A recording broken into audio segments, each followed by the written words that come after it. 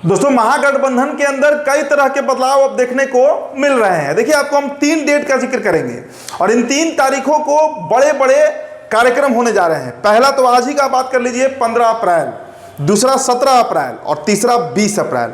अब सोचिए कि 3 तारीख का जिक्र मैं क्यों कर रहा हूं। पहले तो आप ये समझ लीजिए कि तेजस्वी प्रसाद यादव पटना से दिल्ली रवाना हो चुके हैं और आज उनकी मुलाकात कांग्रेस के राष्ट्रीय अध्यक्ष मल्लिकार्जुन खड़गे से होने जा रही है। चर्चा करेंगे इस पर हम। 17 अप्रैल की तारीख हमने बताया कि परसों यानी 17 अप्रैल को पटना में एक बड़ी बैठक होने जा रही है, पटना में, और उसमें कृष्ण अल्लावरू से पहली बार रूबरू होंगे तेजस्वी प्रसाद यादव। सीट शेयरिंग को लेकर मामला निपट सकता है। अब तीसरी तारीख पकड़िए आप 20 अप्रैल। 20 अप्रैल को क्या होने वाला है, तो 20 अप्रैल को कांग्रेस के राष्ट्रीय अध्यक्ष मल्लिकार्जुन खड़गे जो हैं वो बिहार आने वाले हैं। पटना और बक्सर में सभा को संबोधित करने जा रहे हैं। अब आते हैं तीनों डेट पर क्या क्या कार्यक्रम शेड्यूल है और क्या इनपुट है, क्या हो सकता है। पहले तो अब आज की तारीख समझ लीजिए कि आज किस रणनीति के तहत तेजस्वी प्रसाद यादव जो हैं वो मल्लिकार्जुन खड़गे से मुलाकात कर रहे हैं। देखिए, बिहार में मतभेद जो है कांग्रेस और आरजेडी के बीच लंबे समय से देखने को मिल रहा है। मतलब जिस तरीके से कांग्रेस पार्टी काम कर रही है, जिस तरीके से कांग्रेस पार्टी रणनीति बना रही है और एकला चलो के राह पर आगे बढ़ गई है, तेजस्वी प्रसाद यादव पहले तो इसे इग्नोर करते हैं, लेकिन धीरे धीरे ही सही तेजस्वी अब इस बात को रियलाइज कर रहे हैं, इस बात को महसूस कर रहे हैं कि बिहार में अगर कांग्रेस को साथ लेकर नहीं चला गया तो 2025 का रण साधना तो दूर, कई सीटों पर जमानत बचाना मुश्किल हो जाएगा। सीमांचल हाथ से निकल सकता है, मिथिलांचल पहले ही हाथ से निकला हुआ है, मगध के भी कई सीटें हैं जहां कांग्रेस बड़ा प्रभाव डालती है। तो वैसी परिस्थिति में दोस्तों मल्लिकार्जुन खड़गे से आज तेजस्वी यादव की मुलाकात होनी है। ये बैठक बताया जा रहा है, दिल्ली से भी इनपुट यही है कि करीब घंटा 2 घंटा तक ये मुलाकात हो सकती है और तेजस्वी प्रसाद यादव जो है वो ये तय कर लेंगे कि इस गठबंधन में मजबूती है और कांग्रेस पार्टी साथ में रहेगी राष्ट्रीय जनता दल के और साथ में ही चुनाव लड़ेगी। देखिए, प्रदेश अध्यक्ष जो बदले गए कांग्रेस पार्टी के अखिलेश प्रसाद सिंह, उसके बाद तानातानी ज्यादा बढ़ गई थी। क्योंकि अखिलेश सिंह जो है वो लालू प्रसाद यादव के आदमी बताए जाते हैं। कहा जाता है कि अखिलेश सिंह के अंदर आत्मा जो है वो लालू यादव का है। मतलब जो अखिलेश सिंह बोलते हैं समझिए लालू यादव की जुबान बोल रहे हैं।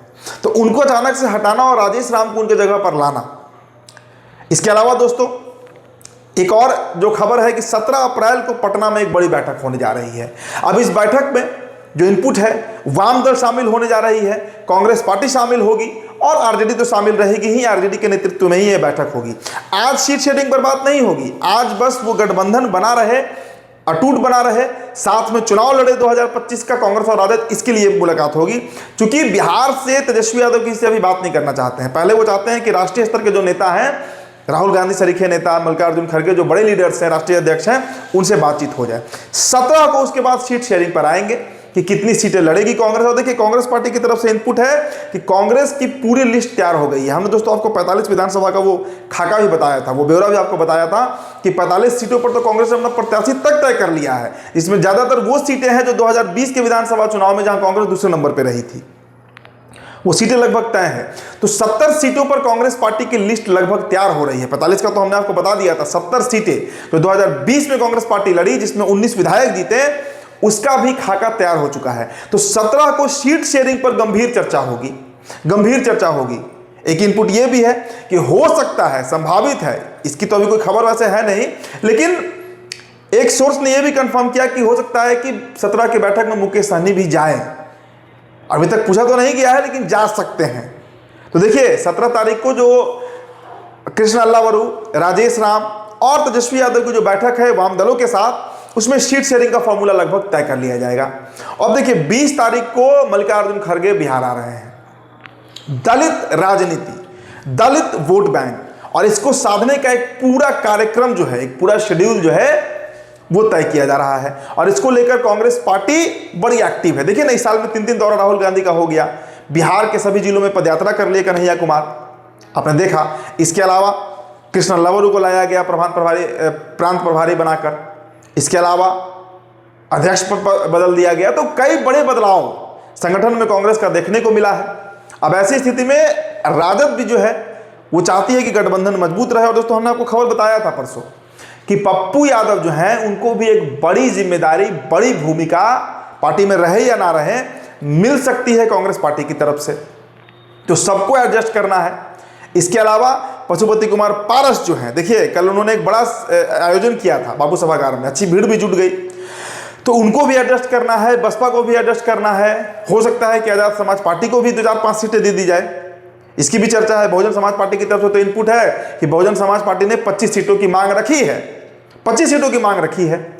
हालांकि 25 सीट मिलेगा नहीं, लेकिन मांग उनकी तरफ से किया गया है। तो यह भी संभावना है कि 10 से 12 सीटें बहुजन समाज पार्टी को दी जाए, 4 से 5 सीटें आजाद समाज पार्टी को दी जाए। AIMIM जिसका प्रपोजल खुद पप्पू यादव ने रखा है, उनको भी 10-15 सीटें दी जाए। तो 40 से 45 सीटें ऐसी होंगी जिसमें अन्य घटक दल जो हैं, मतलब कांग्रेस, राजद और वाम को हटाकर उनको भी एडजस्ट करना है। तो जो स्वरूप अभी दिख रहा है एनडीए का, कि एनडीए बहुत बड़ी गठबंधन है, बीजेपी है, जेडीयू है, लोजपा है, आरएलएम है, हम है, उससे बड़ा गठबंधन बनने जा रहा है महागठबंधन, उससे बड़ा अलायंस बन सकता है महागठबंधन।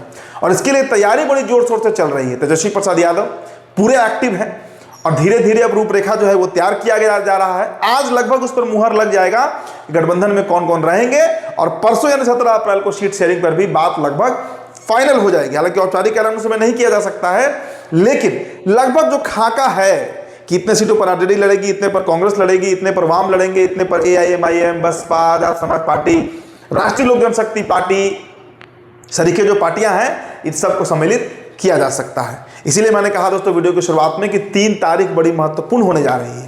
तो फिलहाल दोस्तों इस रिपोर्ट में इतना ही। मेरा नाम उदित तारण है, द बिहार टॉपर वीडियो आप देख रहे थे।